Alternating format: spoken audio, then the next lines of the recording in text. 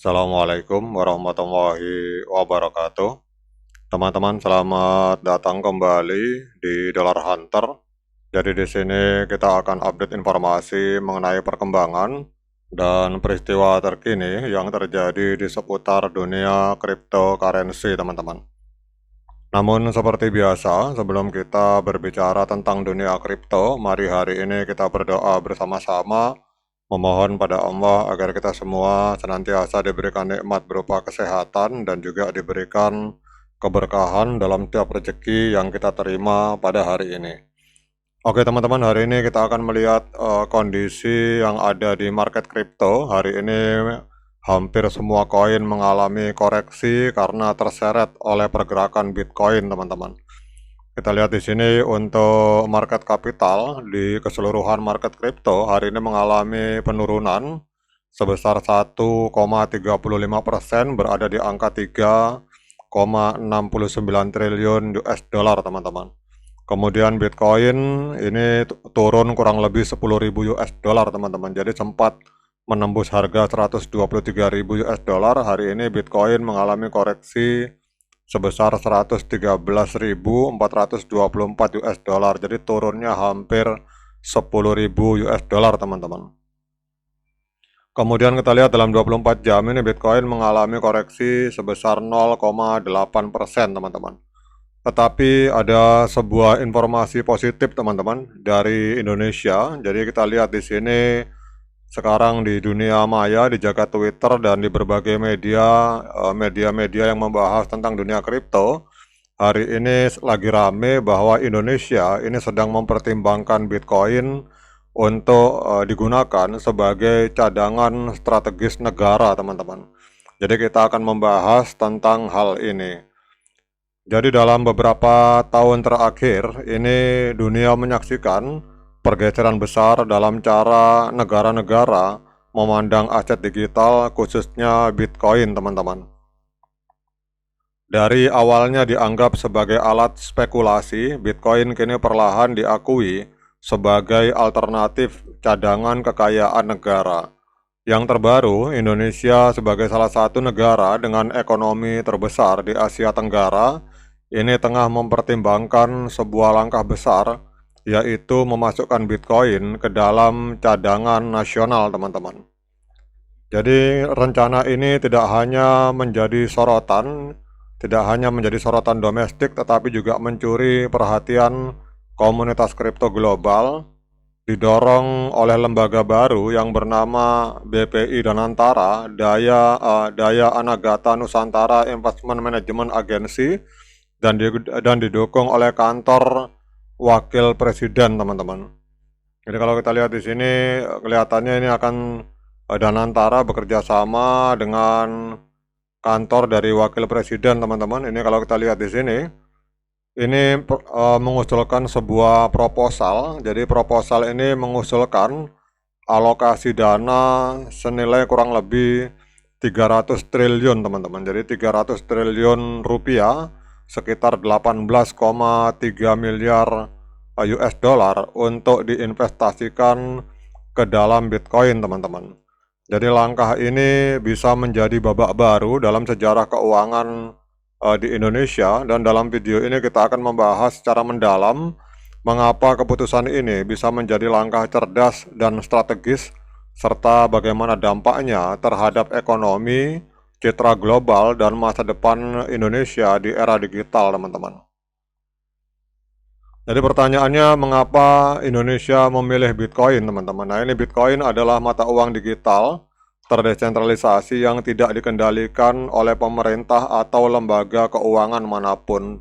Jadi dengan supply maksimal yang dibatasi hanya 21 juta koin, ini Bitcoin sering dijuluki sebagai emas digital. Banyak negara, perusahaan besar, dan investor institusional hari ini mulai memandang Bitcoin sebagai penyimpan nilai jangka panjang mirip dengan emas, teman-teman.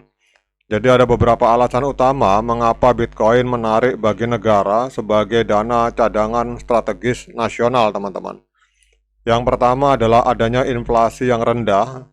Jadi kalau kita lihat di sini, karena pasokannya tetap, Bitcoin tidak bisa dicetak sesuka hati seperti mata uang fiat, teman-teman. Kemudian adanya likuiditas tinggi, jadi pasar Bitcoin aktif selama 24 jam dan sangat liquid, sehingga memungkinkan negara untuk masuk dan keluar posisi dengan cepat, teman-teman. Dan juga ini kenapa negara banyak memilih Bitcoin sebagai diversifikasi aset, teman-teman. Jadi akan menambahkan Bitcoin ke portofolio cadangan negara. Ini memberi diversifikasi terhadap US dollar, emas, dan aset tradisional lainnya. Bahkan kalau kita lihat di sini dalam sebuah kalimat, ini juga bisa menolong Indonesia untuk mengurangi hutang luar negeri, teman-teman. Jadi kita tahu bahwa negara seperti El Salvador itu berhasil membayar hutangnya kepada IMF dengan cara setiap hari menabung 1 Bitcoin. Pada saat Bitcoin meledak, kemudian negara tersebut membayar hutangnya terhadap IMF, teman-teman. Dan kita semua tahu bahwa Indonesia itu bukan negara baru dalam dunia digital. Dengan lebih dari 270 juta penduduk dan lebih dari 200 juta pengguna internet, Indonesia memiliki ekosistem digital yang sangat aktif. Dari e-commerce hingga fintech, masyarakat Indonesia menunjukkan tingkat adopsi teknologi yang luar biasa tinggi, teman-teman. Jadi kalau kita melihat di berbagai artikel yang ditulis di berbagai media luar negeri, jadi salah satu poin yang menonjol dari proposal ini adalah argumen bahwa alokasi 300 triliun rupiah ke dalam Bitcoin itu bisa membantu mengurangi beban utang nasional, teman-teman. Nah, pertanyaannya bagaimana caranya? Jadi jika harga Bitcoin meningkat secara signifikan dalam beberapa tahun ke depan, nilai dari investasi tersebut bisa tumbuh berkali-kali lipat. Negara bisa kemudian merealisasikan sebagian keuntungannya untuk membayar sebagian utang luar negeri atau membiayai proyek pembangunan strategis, teman-teman. Namun tentu ada risiko dalam investasi semacam ini, tapi dengan pendekatan jangka panjang dan pengelolaan risiko yang baik, potensi keuntungannya itu jauh melampaui resiko yang dihadapi, teman-teman. Jadi kalau kita lihat di sini, teman-teman, bahwa kesimpulannya adalah rencana Indonesia untuk memasukkan Bitcoin ke dalam cadangan negara itu adalah sebuah langkah besar, berani, dan penuh potensi, teman-teman. Jadi dengan pengelolaan yang hati-hati dan strategi yang matang, ini bisa menjadi tonggak sejarah dalam perjalanan Indonesia menuju ekonomi digital yang mandiri dan berdaulat. Kemudian lebih dari sekedar investasi, ini adalah sebuah pernyataan bahwa Indonesia siap untuk beradaptasi, berinovasi, dan memimpin di era ekonomi baru. Apakah Indonesia akan menjadi negara G20 pertama yang mengadopsi Bitcoin sebagai dana cadangan strategis? Waktu yang akan menjawab, namun satu hal yang pasti, teman-teman, bahwa dunia sedang memperhatikan dan Indonesia ada di garis depan perubahan. Oke, teman-teman, demikian update informasi tentang pergerakan dari pemerintah Indonesia bekerja sama antara Wakil Presiden dan Danantara mengajukan proposal mungkin kepada Presiden agar disetujui. Namun kita akan lihat ke depan seperti apa. Dan kalau seandainya terjadi, kita berharap bahwa dengan Bitcoin kita bisa melunasi hutang-hutang luar negeri sama dengan yang dilakukan oleh El Salvador, teman-teman. Oke, teman-teman, demikian, semoga bermanfaat informasi kali ini. Sekian dari saya. Assalamualaikum warahmatullahi wabarakatuh.